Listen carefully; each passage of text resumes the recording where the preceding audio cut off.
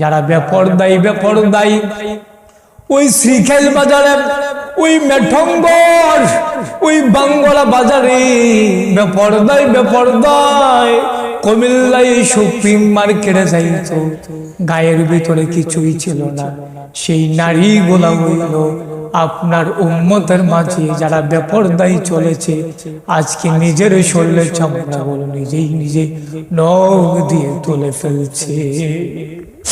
আল্লাহর নবী গাল বেয়ে টপ টপ করে পানি পড়ে, ডাক দিয়া কয়, ও আমার উম্মতরা সাহাবারা, তোমরা শোনো, যারা মহিলা মানুষ তোমাদের বিবি বাচ্চারা আছে তাদেরকে বলে দিবা তারা যেন পর্দা করে, তারা যেন আল্লাহর ওই হুকুম মতো চলে, তারা যেন আল্লাহর বাহিরে না যায়। কারণ আল্লাহ বলেছে জাহান্নাম বড় কঠিন, কাল কিয়ামতের ময়দানে বলে কেউ